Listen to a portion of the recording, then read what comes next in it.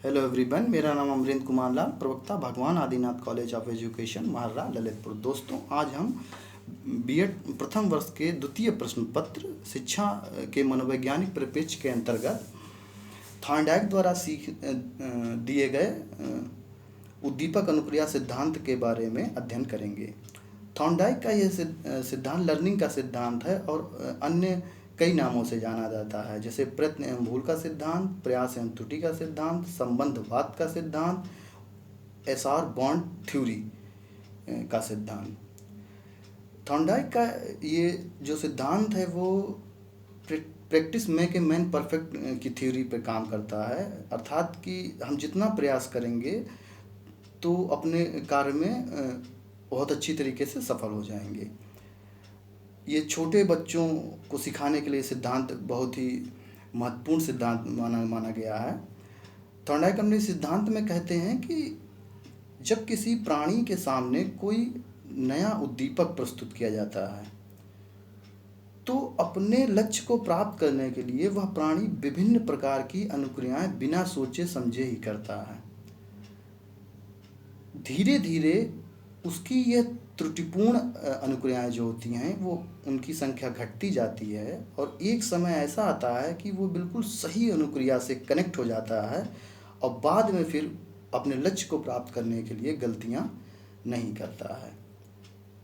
अपने इस सिद्धांत की पुष्टि उन्होंने अपने प्रयोग द्वारा की, जो कि उन्होंने बिल्ली पे किया था। काफ़ी मशहूर ये प्रयोग उनका हुआ था।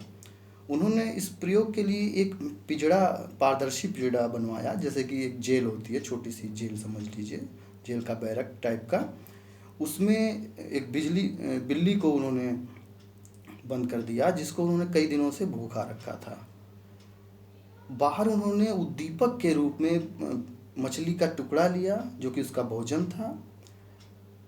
इस पिंजड़े में उन्होंने एक छोटा सा दरवाज़ा बनाया और उसका संबंध एक लीवर से किया, जिसके दबने से वो पिंजड़ा खुल सकता था।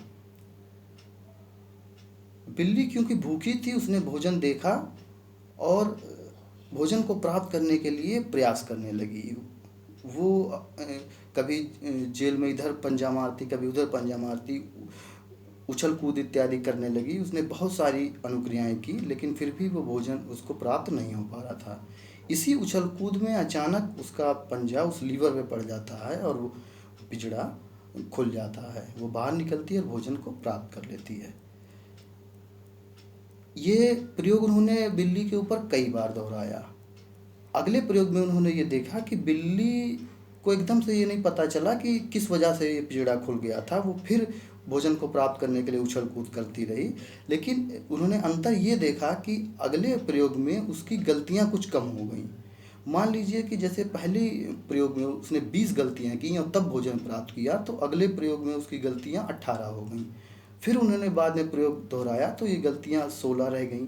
फिर उन्होंने दोहराया तो और गलतियां कम हुई, जैसे कि मान लीजिए 13 हुई, फिर 11 हुई, 8 हुई, 6 हुई। इस तरह कई प्रयास कराने के बाद एक ऐसा समय आ गया कि बिल्ली बिना गलती किए हुए, अपना समय व्यर्थ किए हुए लीवर को दबाती और भोजन को प्राप्त कर लेती। तब इन्होंने कहा कि बिल्ली ने अब भोजन को प्राप्त करना सीख लिया है। छोटे बच्चों पे भी थॉर्नडाइक ने कहा यही सिद्धांत लागू होता है। जब छोटे बच्चे सीखते हैं तो प्रयास एवं त्रुटि के माध्यम से सीखते हैं। उनको इसी तरीके से सिखाना भी चाहिए। छोटे बच्चों को बार बार प्रयास करेंगे, गलतियां करेंगे और फिर एक ऐसा समय आएगा कि वो किसी चीज़ को सीख लेंगे और परफेक्ट हो जाएंगे। अपने इस प्रयोग में उन्होंने 3 चीज़ों को बहुत महत्वपूर्ण बताया है, जो कि फाइनली उन्होंने फाइंडिंग बताई। उन्होंने कहा कि सीखना चाहे पशुओं में हो चाहे मानव में हो, वो एक समान होता है, उसमें कोई अंतर नहीं होता है। दूसरा, उन्होंने कहा कि सीखना जो होता है वो क्रमोत्तर होता है। क्रमोत्तर का मतलब था कि सीखना एक के बाद एक होता है। ऐसा नहीं है कि व्यक्ति ने पहला स्टेप सीख लिया उसके बाद वो चौथे स्टेप पे चला गया। वो स्टेप वाइज ही सीखता है।